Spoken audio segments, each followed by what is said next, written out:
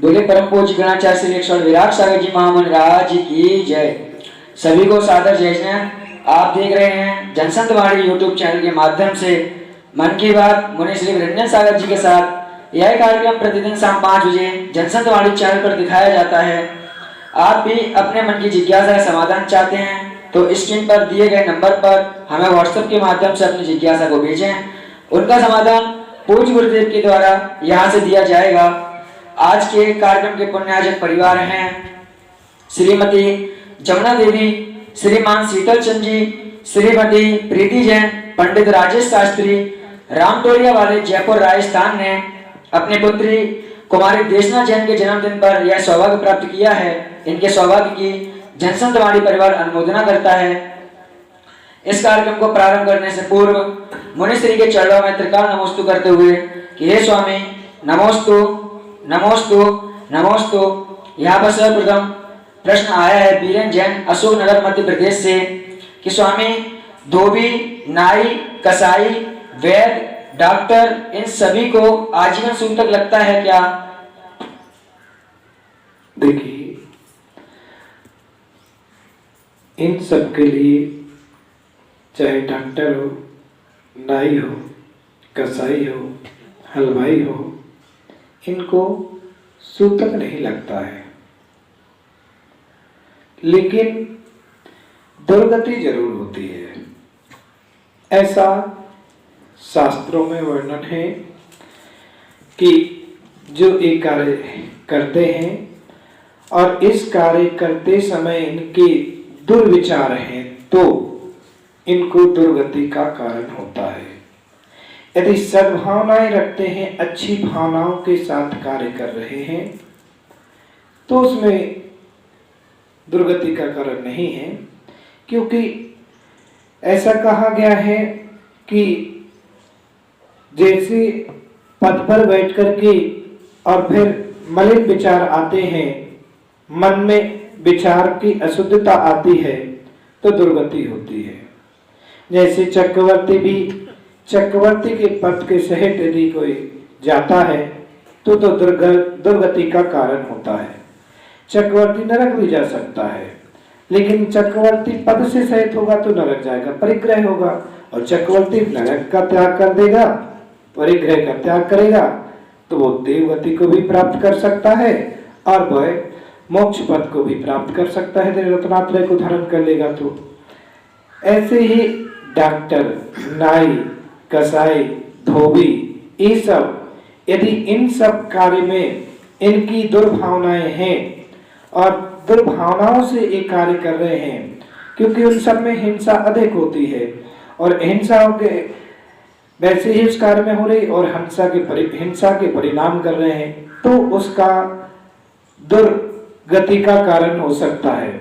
लेकिन यदि उस पद पर रह करके भी उसकी सद्भावनाएं हो रही हैं, जैसे डॉक्टर है वर्तमान में देखते हैं, अपन कहते हैं डॉक्टर को भगवान का रूप। यदि डॉक्टर यदि अच्छे विचार रख रहा है, अच्छी भावनाएं रख रहा है और उसको संयुक्त रूप से इलाज कर रहा है तो वो उसका परिणाम अच्छा है।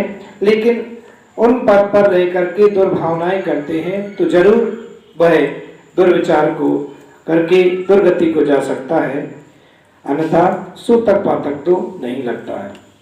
इसके बाद यहाँ पर प्रमोद जैन पोरसा, जिला मुरैना, मध्य प्रदेश से अपना प्रश्न पूछ रहे हैं कि हे गुरुदेव, आजकल मैं देख पा रहा हूँ इस पंचम काल में लोग कहते हैं कि मैं इतना धनवान हूँ, मेरे पास इतना रुपया पैसा है कि मैं सारी दुनिया को खरीद सकता हूँ। इतना अहंकार कैसे हो जाता है व्यक्ति को, समझाइए गुरुवर।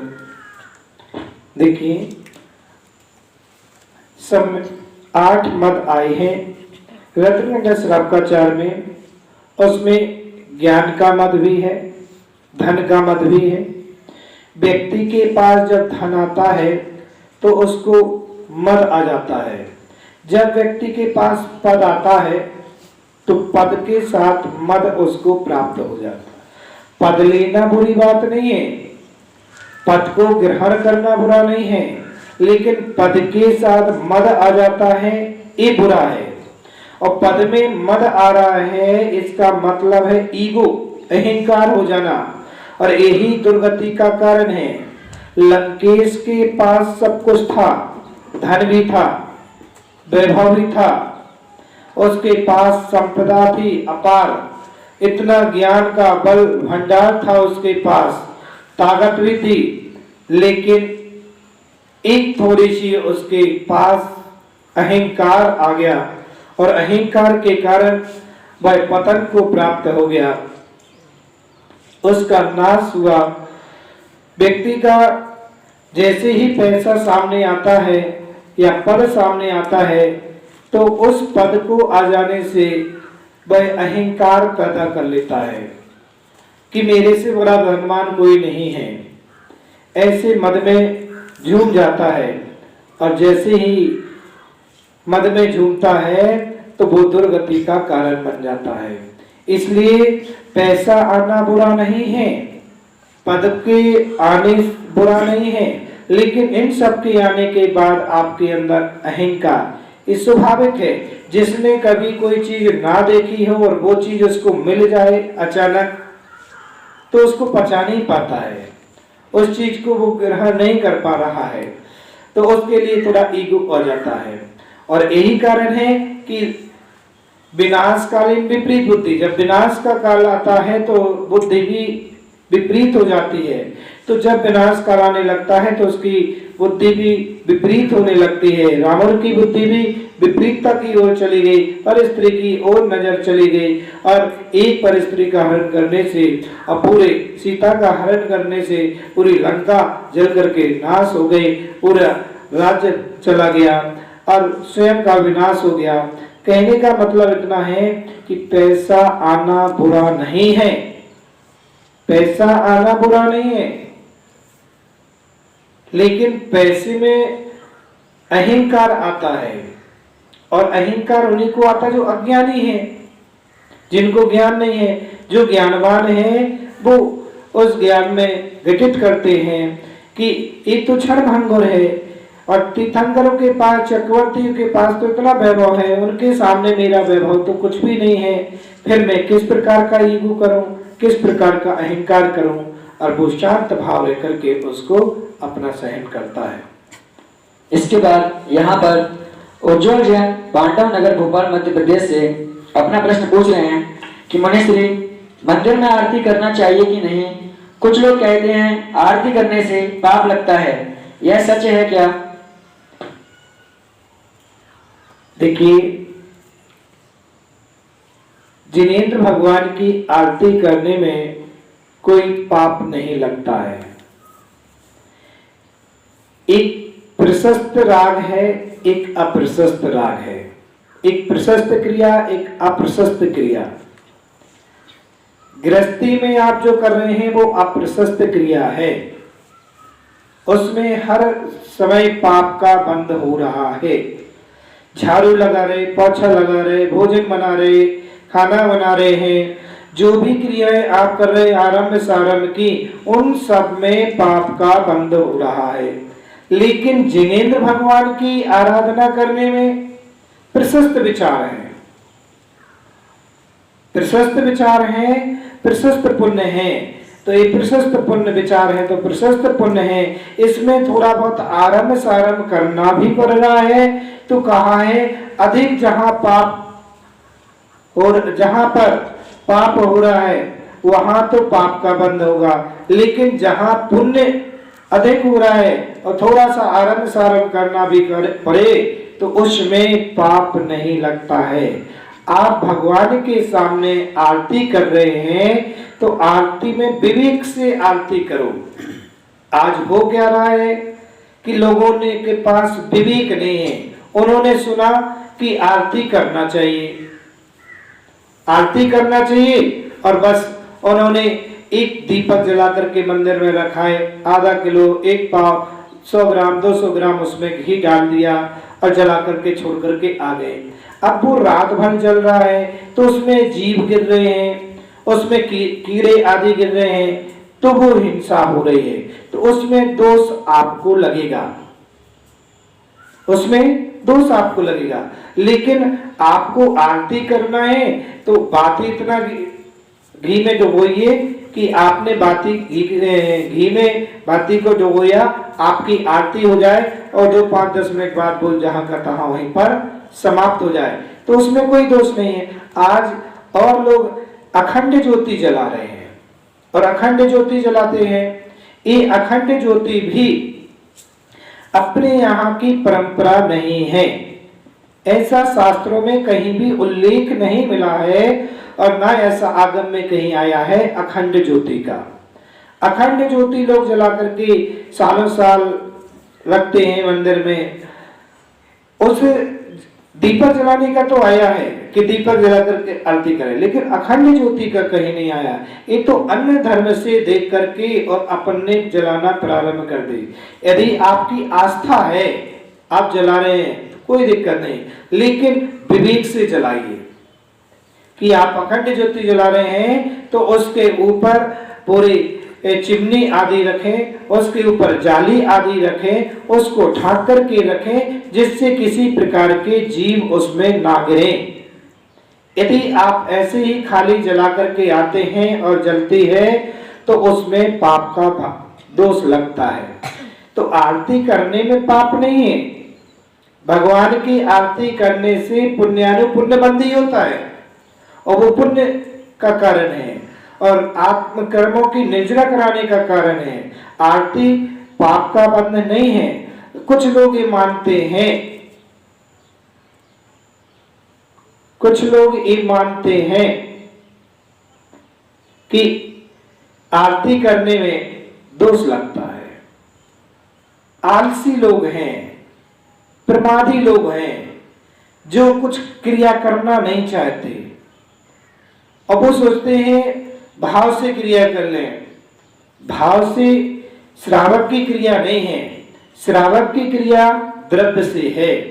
भाव की क्रिया दिगंबर मुनिराजों की है, जिनके पास कोई द्रव्य सामग्री नहीं है, उनकी भाव सामग्री है। आप श्रावक हैं, आपके पास आप भोजन बना रहे, तब भी आरंभ सारंभ हो रहा है, उसमें हिंसा हो रही।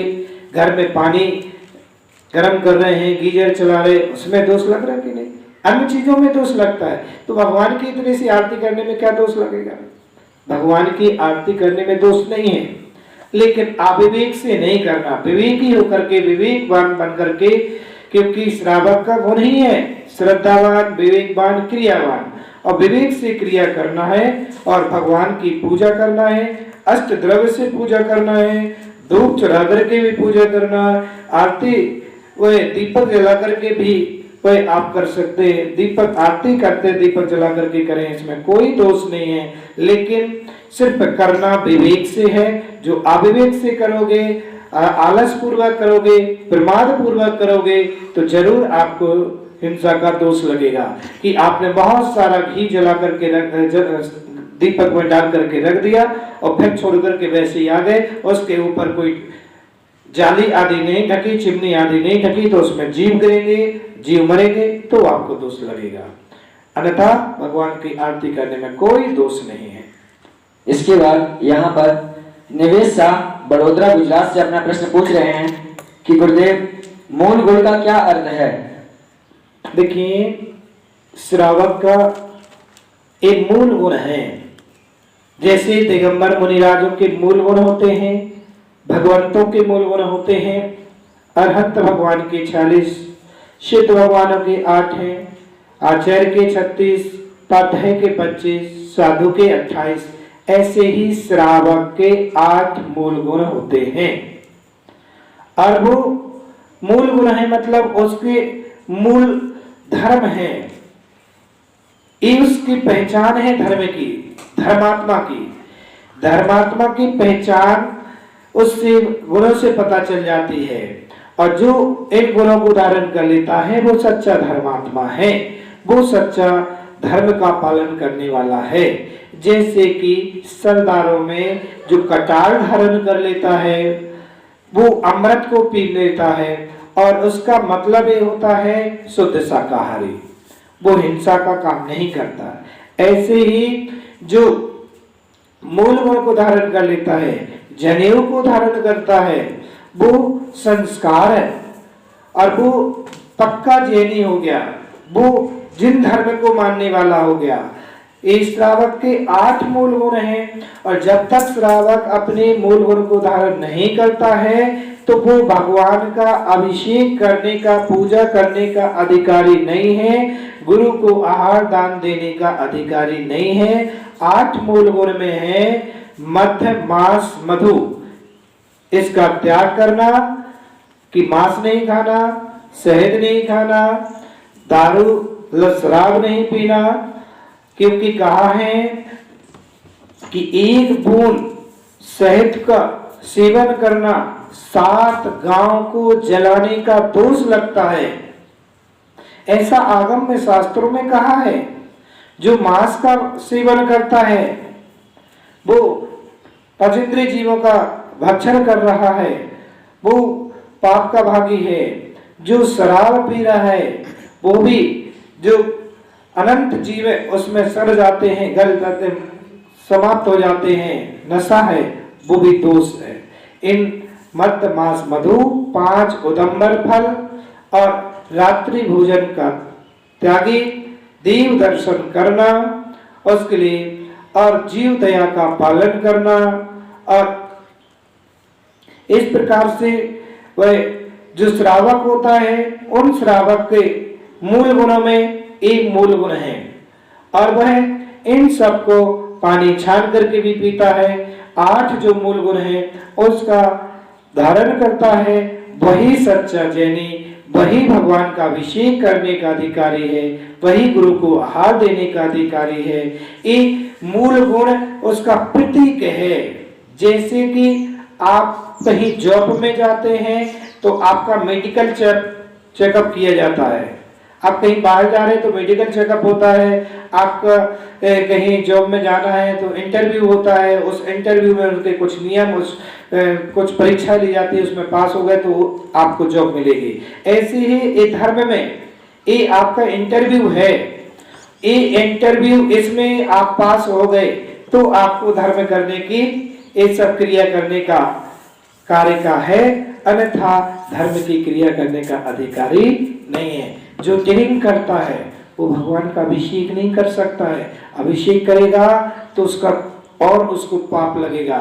इसलिए अपन सबके लिए जो श्रावक है, आहार आप दे रहे मुनिराज को, तो इन सबका त्यागी होना चाहिए और ये मूल गुण धारण करके ही दिगंबर संतों को आहार दे और उनको देने का अधिकारी है, अन्यथा उसको और पाप का बंध ही हो रहा है, पुण्य नहीं हो रहा है। आप सोचिए कि हमें सब छुप के कर ले, ये कोई देख नहीं रहा है और ये बिना बताए किसी को अकेले में कर ले, तो कोई देखे ना देखे लेकिन ऊपर वाला तो देख ही रहा। वहां तो सीसी कैमरे लगे हैं, वहां तो आपकी फोटो खिंच जाती है, तो उसका पाप का बंध तो आपको लगेगा। इसलिए जब भी आप साधु के आहार देने के लिए जाएं तो पहले आज की युवा पीढ़ी के लिए विशेष करके चाहिए कि युवा पीढ़ी के अंदर देखा जाता है कि युवा पीढ़ी आज नशा की ओर ज्यादा अग्रसर हो रही है और उसके पास शराब पीने की लत पड़ती चली जा रही है और कुछ लोग ड्रिंक करते हैं और साधु को आहार भी देते, भगवान का अभिषेक भी करते, तो ये महापाप का भागी है, ये बहुत पाप उनको लग रहा है। ऐसे जीव दुर्गति को प्राप्त करते हैं, नरक गति में जाते हैं। यहाँ तक कि कहा है कि ऐसे जो आपके अवगुण हैं, यदि कोई अवगुण धारण करता है किए हुए तो गुरु के चरण भी नहीं छू सकता, भगवान को नहीं छू सकता है, उनका अभिषेक करना तो बहुत बुरी बात है। इसलिए अपन को मूल गुणों को विशेष करके, मूल चीजें हैं इस श्रावक की, विशेष चीजें हैं, उनको ग्रहण करना चाहिए और अपने जीवन में धारण करना चाहिए। इसके बाद यहाँ पर निर्मल जैन गुरुवारा मध्य प्रदेश से अपना प्रश्न पूछ रहे हैं कि स्वामी, जैन धर्म में ज्योतिष का कहाँ और क्या महत्व है? देखिए, जैन दर्शन में ज्योतिष विद्या भी है, वास्तु विद्या भी है, तंत्र मंत्र की विद्याएं भी है। ज्योतिष 10% कार्य करता है, 80% में आपका पुण्य और पाप कार्य करता है। जैनागम में कर्म सिद्धांत को बहुत महत्व दिया है। सारी चीजें कर्म सिद्धांत पर घटित हैं। और जिसने कर्म सिद्धांत शास्त्र पढ़ लिया है, कर्मों को जान लिया है, वो यही घटित करता है ये सब मेरे कर्मों से ही हो रहा है। मेरा साता कर्म असाता कर्म का उदय है। असाता कर्म का जब उदय होता है तो सब गलत ही गलत होता है, जब साता का उदय होता है तो सब अच्छा ही होता है। लेकिन एक ज्योतिष भी बीच में काम करता है। ज्योतिष एक दिशा निर्देशक है, जैसे यंत्र है। आज वर्तमान में एक मौसम विभाग जैसे यंत्र लगा करके आपको सूचना दे देते हैं कि 2 दिन बाद यहाँ पर बारिश आने वाली है। और उन्होंने यंत्रों के माध्यम से, दिशा सूचक यंत्रों के माध्यम से ये अनुमान लगा लिया है कि यहाँ का हवा रुख इस तरफ इतनी तेज चल रही है, इतने समय में इतनी गति से चल रहा है, तो इतनी समय में इतनी गति पर यहाँ पर मौसम आ सकता है। लेकिन ये पूर्णतः सत्य नहीं है। उन्होंने एक आ सकता है, जरूरी नहीं कि ऐसा आए। ऐसे ही ये ज्योतिष है। ज्योतिष ग्रह आदि आपके देख करके दिशा सूचक यंत्र की तरह आपको बता देता है कि ये आपका ग्रह खराब चल रहा है, ऐसा हो सकता है। अब जरूरी नहीं है कि ऐसा ही हो जाए, वो सबके लिए एक है। तो आप यदि कोई पुण्य कार्य करते हैं तो वो ग्रह भी समाप्त हो जाते हैं। तो ज्योतिष में, अपने जैन दर्शन में ऐसा वर्णन है।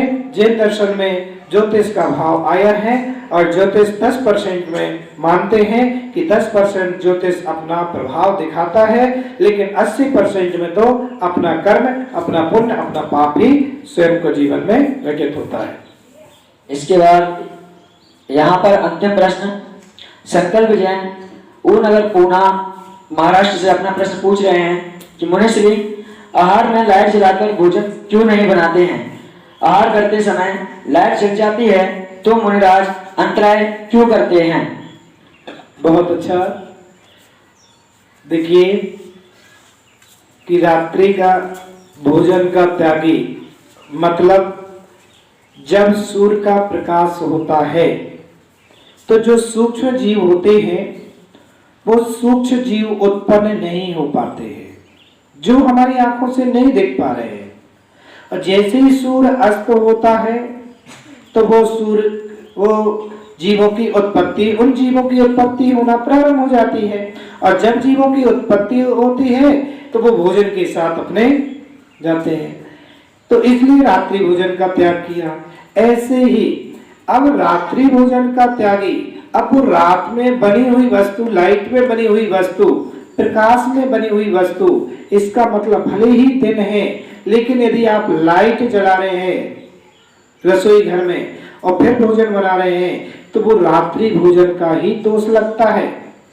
रात्रि में बना हुआ भोजन का ही दोष लगता है। इसलिए आहार बनाते समय अपन को लाइट आदि का उपयोग नहीं करना है। लाइट जला करके भोजन नहीं बनाया जाता है और लाइट जला करके भोजन नहीं किया जाता है। मुनिराज आहार कर रहे हैं उस समय भी आप पहले देख लें कि आप अपने मेन स्विच आदि को पहले से गिरा दें, स्विच को ऑफ कर दें कि किसी प्रकार से आपके उस रसोई में या जहां मुनिराज आहार कर रहे हैं वहां पर लाइट आदि ना जले। और लाइट यदि चलाते हैं और किसी ने बटन चालू कर दिया, फैन चालू हो गया, लाइट चालू हो गई, तो मुनिराज अंतराय कर लेंगे और फिर अंतराय करके बैठ जाएंगे। क्योंकि वायु का एक जीवों की विराधना होगी, वायु का एक जीवों की विराधना, मुनिराज त्यागी होते हैं। इसलिए अपन को चाहिए कि रात्रि में सूर्य अस्त हो जाए उसके बाद भोजन नहीं बनाना, और जब तक सूर्य उदय ना हो तब तक भोजन की प्रक्रिया नहीं करना। सूर्य उदय होने के बाद से ही अपन को भोजन की प्रक्रिया प्रारंभ करना चाहिए। इसलिए रात्रि में भोजन नहीं बनाना चाहिए। लाइट में जला करके भी भोजन नहीं, यदि लाइट जला करके भी भोजन बना रहे हैं तो रात्रि का भोजन ही कहलाता है, रात्रि करने का। इस प्रकार से आप सबने बहुत अच्छे मनोभाव से अपने अपने प्रश्नों का यहाँ पर समाधान पाया है और आपके प्रश्न यहाँ पर आते हैं मुझे भी बड़ी प्रसन्नता होती है। मुझे भी बहुत अच्छा लगता है कि भक्तों के अंदर किस किस प्रकार से जिज्ञासाएं उत्पन्न हो रही हैं, कैसे कैसे उनके अंदर प्रश्न जागृत होते हैं और एक का प्रश्न का जिज्ञासा उत्पन्न होती है और जितने लोग सुन रहे हैं, जितने लोग देख रहे हैं, उन सब का समाधान होता है, उनकी जिज्ञासा का भी समाधान हो जाता है। एक के निमित्त से अनेक का समाधान होता है। आपके सभी भक्तों के लिए मेरा बहुत बहुत मंगल आशीर्वाद है कि इसी प्रकार आप अपनी जिज्ञासाएं, अपने मन की बातें इस व्हाट्सएप नंबर पर दे करके और यहाँ मेरे तक प्रश्न भेजें, क्योंकि ऑनलाइन तो हो नहीं सकता है, ऑनलाइन सब क्रियाएं चल नहीं सकती हैं। इतना सोशल मीडिया अभी अपने पास डायरेक्ट उपलब्ध है, संग में नहीं है, क्योंकि डायरेक्ट चलाने में सोशल मीडिया में अर्थव्यवस्था भी चाहिए पड़ती है और इतनी अर्थव्यवस्था अंशुल भाई के पास नहीं कि वो डायरेक्ट आपका ऑनलाइन सीधा सीधा आपको संपर्क करा सके। लेकिन आप यही समझें कि आप यही ऑनलाइन है, या आपने जो प्रश्न भेजा है उसका समाधान यहाँ मैं दे रहा हूँ, यही आप ऑनलाइन समझ करके उसको ग्रहण करें। और सभी भक्तों के लिए बहुत मंगल आशीर्वाद है। पुनः अपनी जिज्ञासाओं का समाधान करके और अपने रिश्तेदारों को, अड़ोस में पड़ोस में जो आपके मिलने जुलने वाले हैं, उनको भी इस बारे में बताएं, उनसे भी चर्चा करें, उनसे भी एक जिज्ञासाओं के बारे में बोलें कि मुनि श्री अपने मन की बात करते हैं, आप अपने मन की बात करें, मुनि श्री अपने समाधान करेंगे। तो उनको अपने अपने मोबाइल पर जनसंत वाणी को दें और उसके लिए जनसंत वाणी पर अपना ये देखें और उनके लिए भी कहें कि कोई क्वेश्चन प्रश्न हो तो आप भेज सकते हैं, आपका समाधान यहाँ से हो सकता है। सभी भक्तों के लिए ओम शांति सर्वेश्वर।